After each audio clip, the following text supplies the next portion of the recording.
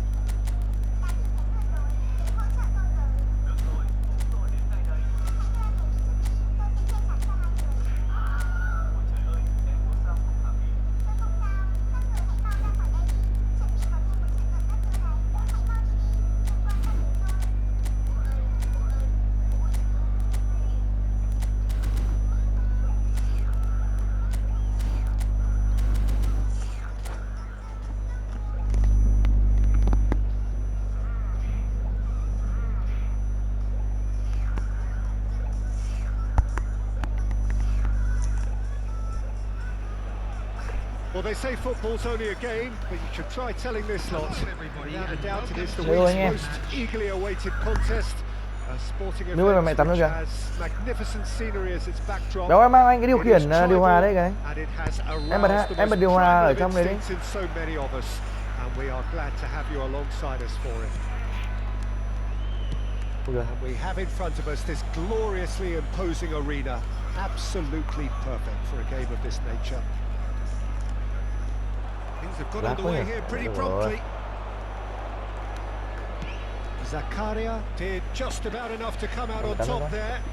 Neither party overly willing to compromise. Well, he could easily have slipped that to his right just to keep the attack alive, and it looks like he's going to learn the hard way. Nicely weighted ball. Roberto Baggio.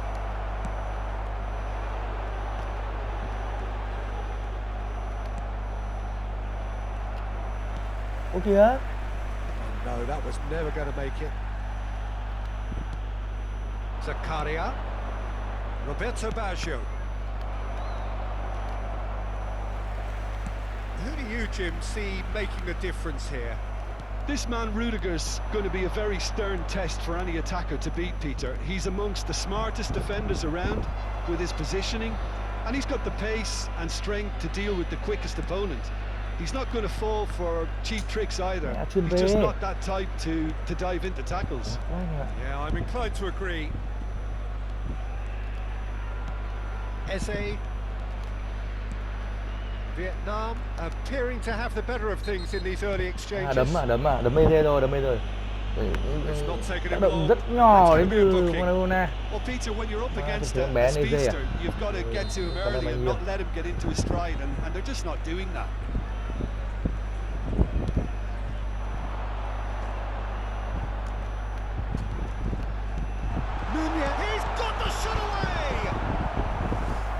Nhanh là một pha xâm nhập của nhút nhẹt và một pha sập khe của Xabi Alonso. Được chớp nhoi. Như thế là chưa đủ để thắng được củ tỏi. Cái này mình ra. Messi with the short one. Now it's Eze. Hủy lệnh. Lát vậy. And now a sudden chance to counter. Now what about a counter attack? Saliba.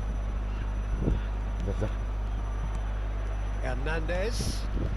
Madrid looking to pass their way through. Can he finish? It's in! Giật quá. It was a great finish. He put it away with great poise, dead-eye accuracy. He had the whole picture in his head, Peter. He didn't even look at the goalkeeper. Madrid are in front now, the game's only goal. Yeah, but I think they all know too well that things are far from done here, and while there's never a good time to be caught out, you definitely don't want it to be now. Well, that tackle was certainly sturdy. He's gone backward here. That is a brilliant interception. Trời ơi.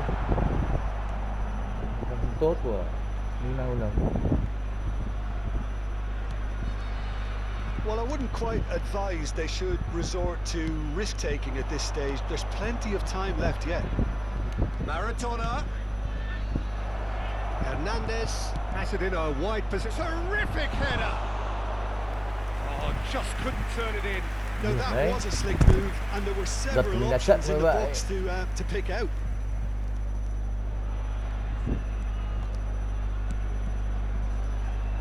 Bergomi for Messi, and it's Xabi Alonso. Xabi chuyển bóng được. And it's Baggio. Nhiều sao lại thành tiền vệ. Coming up to the 30-minute mark. Roberto Baggio climbs up big. Chắc chắn là đấy là axit. No mistake.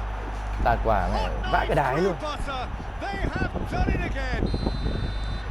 Yeah, I'd call that transition with bite. They won it back and a bit hard.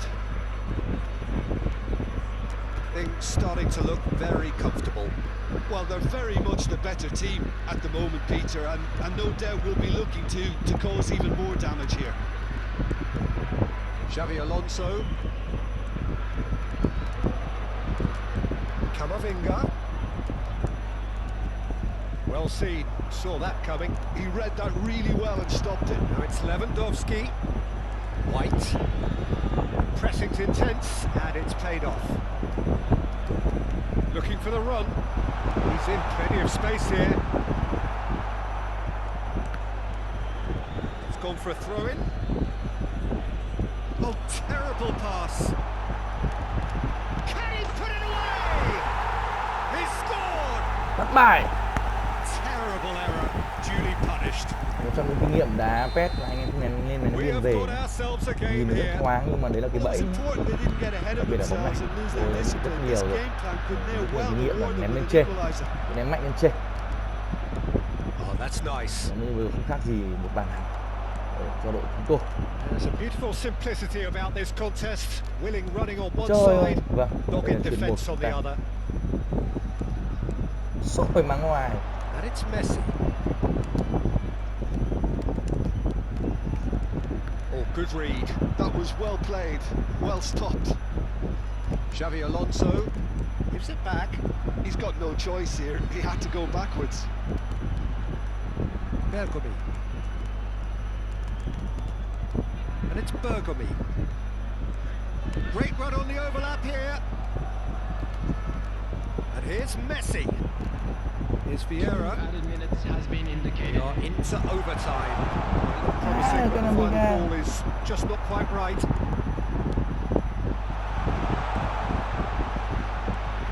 And he's managed to get free. That's been drilled in. Rất tốt của EZ bên cánh rồi. Ta chỉ cần một chút không lag nữa thôi. Có nhiều điều để làm việc. Well, it has been a very watchable football match that has already provided 3 goals, both teams contributing plenty to it. And in terms of scoreline, it is close to being perfectly balanced. The game living up to billing and plenty of thrills to keep the crowd warm. We'll be resuming in a quarter of an hour from now with the scoreline 2-1. Neither side holding back here. It has been quite a half this. Well, we've had plenty to go at in that first half, Peter, and it's a fragile lead that could quite easily change hands in the second. Bên nó đá xấu quá. If you like your football unpredictable, I think you're at the right match. So off we go once more. Hay gì em? Vietnam can really do with some bigger names standing up here. At times they didn't even look as if they knew what they were doing. Nóng quá. Nó không có điều hòa mà. Vieira puts his foot on the gas. Xabi Alonso. Camavinga. Eze. And it's Xabi Alonso. Couldn't squeeze it through. Just as I thought, Peter, it looks like this is a side that's setting themselves up for a counter-attack. Yeah, stand by for the early ball, the big one over the top. Yeah, and those that are up top, Peter, have to be willing to chase, and of course those in midfield have to be ready now to recycle. And they have got just the right players for that. Vieira. And here's Nunez. Eze. Once more he proves rigid and robust.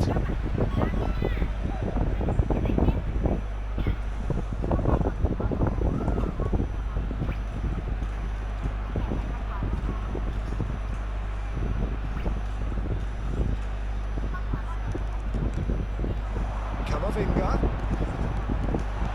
Oh, well played, well played. It's run loose. Who's going to get there? Well, they are still trailing, and they require a change of fortune pretty sharpish. David Villa, he has found a way through. Oh, he's enjoyed that. He evidently loves the contest. Hernandez proves just a little bit too strong.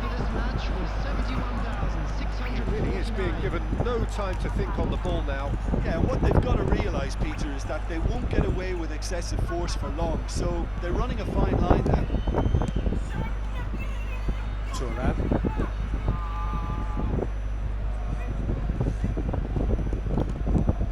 It's Camavinga. Vieira.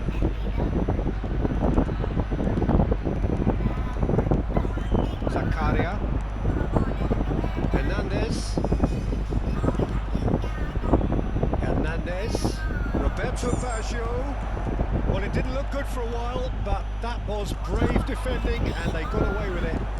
You know, it was an intervention that had to be made. And the shots!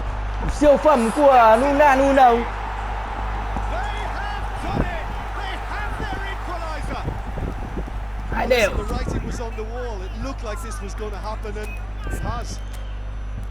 Gorgeous, just gorgeous. Đang rất Just thiên a trì đồ đá của riêng mình. to do it. Well, he had time to weigh up the fact that the keeper was vulnerable, and he duly lobbed him. Bà tắm nó bật điều hòa bên kìa.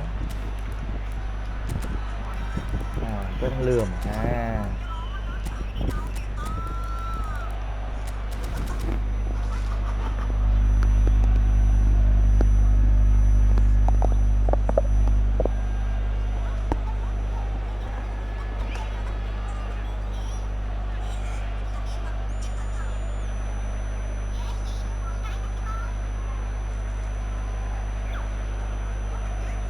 Substitution on the field. Number 30. So, time for changes on both sides, actually. We have ourselves a real game here. Yeah, it's a very good contest with two very good sides, and with such great individual talent on show, it could go either way. Vietnam perhaps contemplating their next change here. And here's Rafael Leao. McAllister. Yeah. Rafael Leao.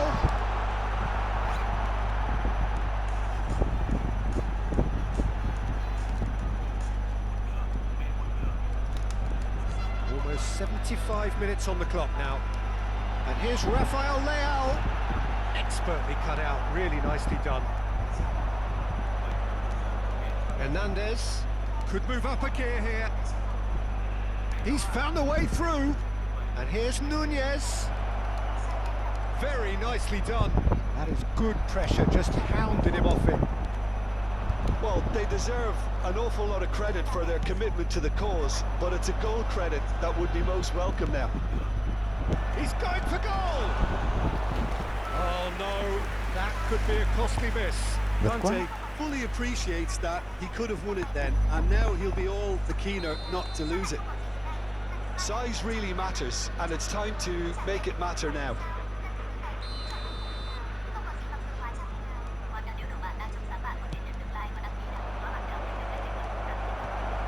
Schneider gets it away.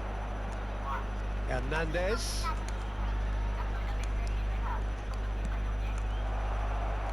Zakaria cuts a frustrated figure right now. He just cannot get away. He needs a minder, and one of his teammates should be picking up on that, and quickly. Well, that is good. Super running, sharp movement. Came up against a defender, though, who was ever so determined. He's shifting through the gears here. Showing good feet. Chance for the header! Yes! Yes! Tạt xuống đêm à. 3-2 luôn Dũng. No problem. You just cannot stop him. Such a well-worked finish. It looked like he was going to be shut down, but he thrives in situations like that. Vietnam complete their comeback, and now they only need to hold out for a few minutes. There's still Hay thế, mẹ nó giật quá, nó xử lý quá. They have stolen level at the last.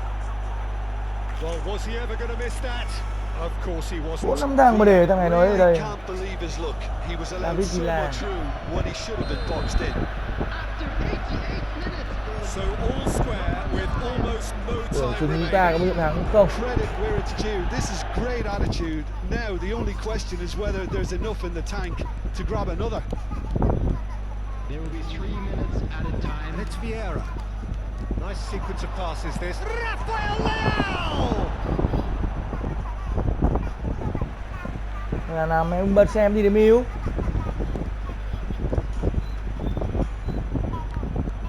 Balls out once more.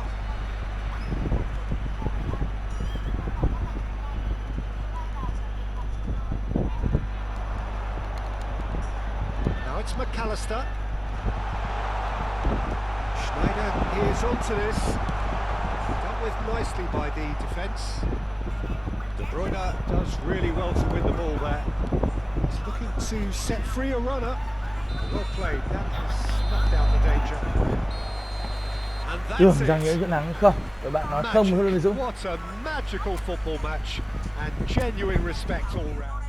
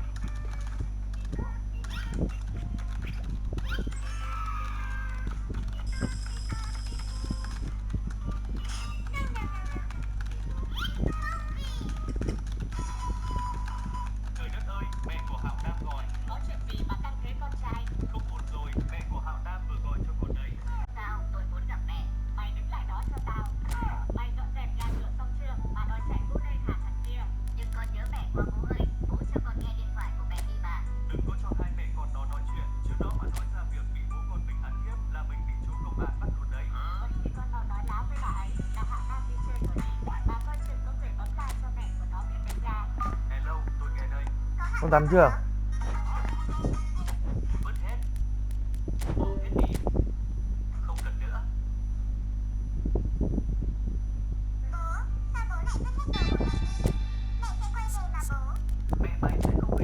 Đấy, xem gì đấy con?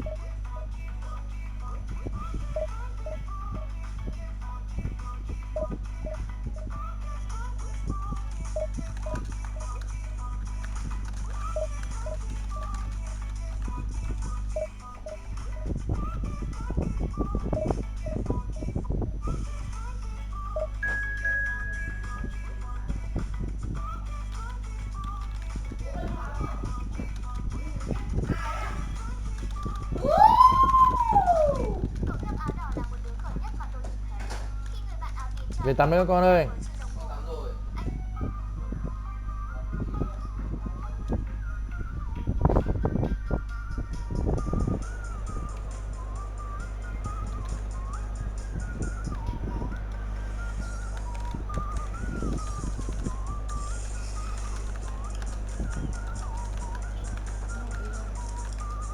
Cái gì?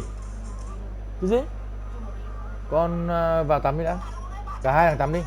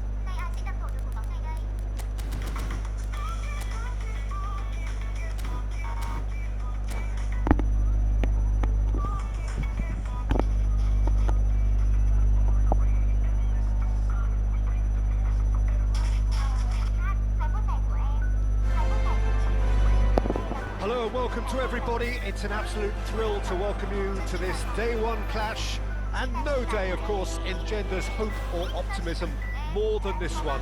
Optimism which could dissipate at a rate most alarming or last all the way to the latter stages. We shall see.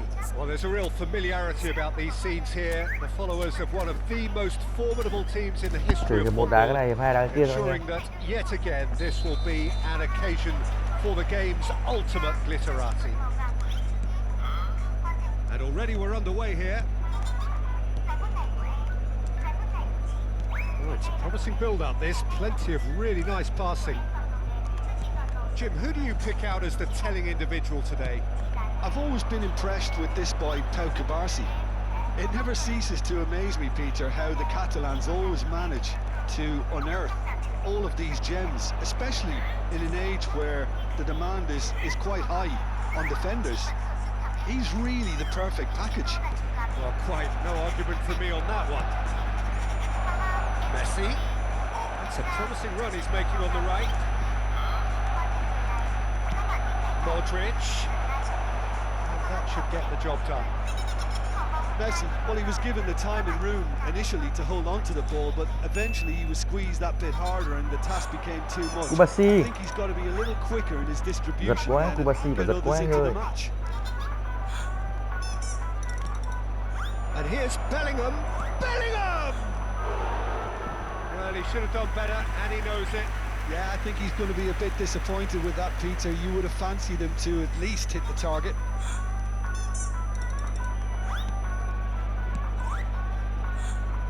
Belletti. That's really well manoeuvred. Messi carries the ball down the right. Nice. Ended up in no man's land. I wonder what you've seen, Jim, over the early moments of the game. Well, I think both teams probably feel it's too early for either to start taking real risks. So they're still very much in a phase of testing the waters and sizing each other up. The pressing's intense, and it's paid off. Look, it's a run defence is dislike, but the timing has to be spot on. And he's there to get it away. And it's Xabi Alonso. He's chosen to go back. He's got no choice here. He had to go backwards. Look, that might have been telegraphed, but it's superb awareness. Barcelona with the corner. They're first.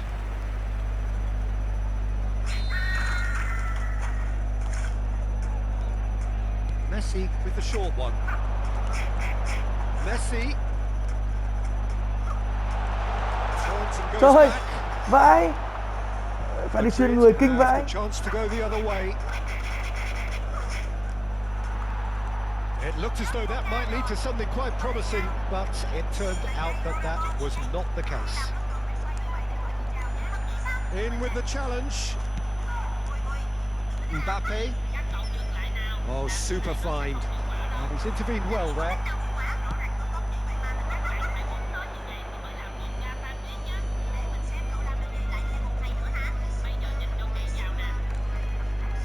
Barcelona so far providing no real test at all for the goalkeeper. Mbappe. Bellingham.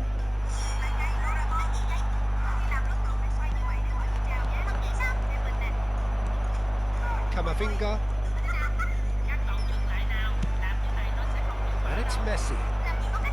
He's picked his way through. Well, he's not going to get any further than that. Cái gì đấy? Múc chân mình luôn ạ. Nicely intercepted. Camavinga. And that's been intercepted. He read that really well and stopped it.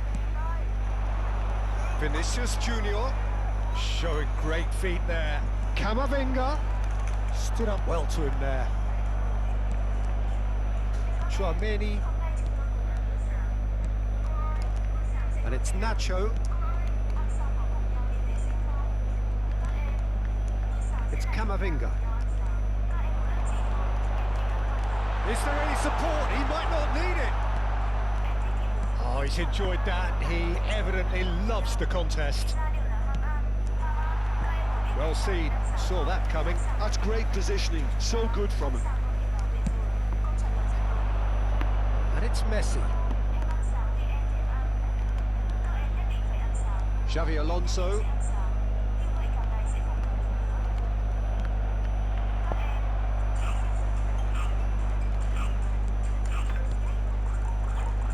Gets his parcel, shapes to shoot! Nhiều sao lại ngã ra sút mẹ. Kém thật. I'm not sure how the stats look in terms of expected goals, but nothing actual has materialised so far. Modric. Rodrigo, decent hit! He's done very well to get to that. Giật như Well, you kiểu get a sense, Peter, that he could almost get to cơ hội anything rất today. nhiều. Acid hay quá, nhưng mà mỗi tội cái double top của mình thì lại không thực hiện được.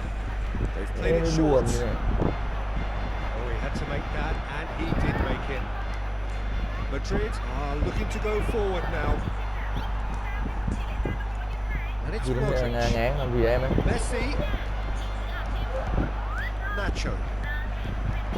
Vinicius Junior. Well, the chip pass hasn't quite come off.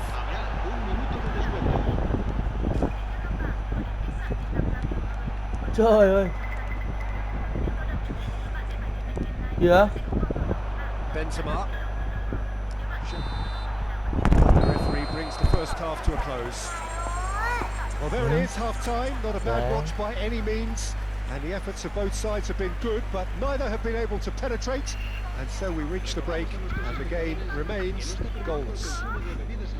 The midway point of the game. Barcelona really did turn up the tempo at the end of the half, and while they'll be disappointed not to have broken through, obviously the chances will come provided they can keep producing good spells. It's been a half with significantly more positives than negatives, I feel. Interesting half, just missing goals, so don't be surprised if the second half brings a change to the scoreline at the break, 0-0.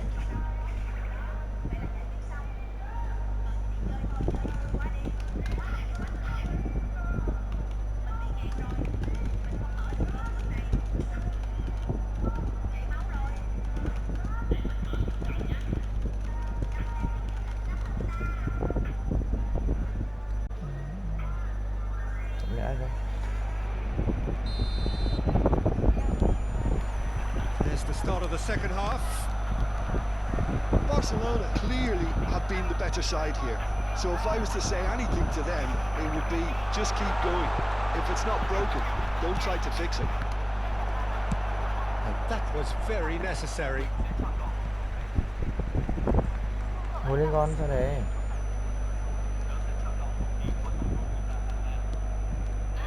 Modric. And here's Rodrigo. Lovely feet. And the shot! Từ nhịp trước liền sút trong phút nhỉ? No shortage of confidence there. Nhú nó phát là sút luôn He's rồi. the one player you want on the ball running at defences, and that's precisely why.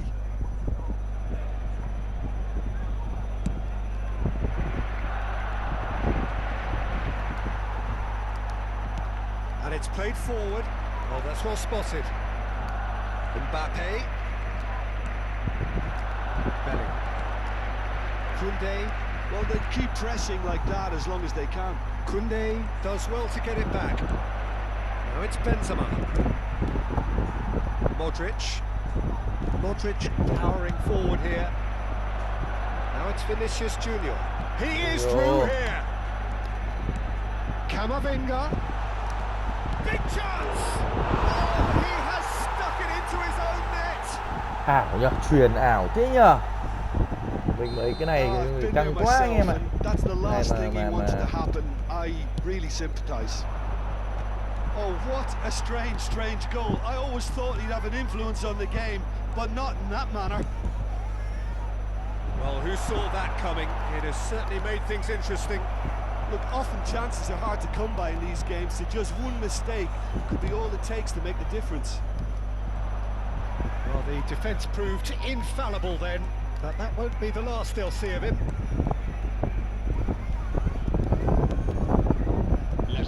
Messi could try cutting inside here. Now here's a good battle, bicep to bicep. No, he wasn't going to let him past. There's a beautiful simplicity about this contest. Willing running on one side, dogged defence on the other. Vinicius Junior. Oh, perfectly measured that.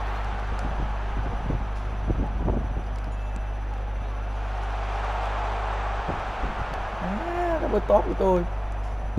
Mỗi cái double top mà không được thôi, còn mọi thứ thì vẫn ổn nếu đá cái smart này. He's got away. Vinicius Junior really added the width there thanks to his willingness to make the run. Camavinga. Your impression so far, Jim? There's a lot of football still to be played, Peter, so ideally they need to maintain an attacking endeavour. Now the finish! It's in! Làm sao mà lên được bóng? And this is getting better and better. And that is about as cool as they come. He picked his spot expertly. That's expertly finished, and he's done that so often.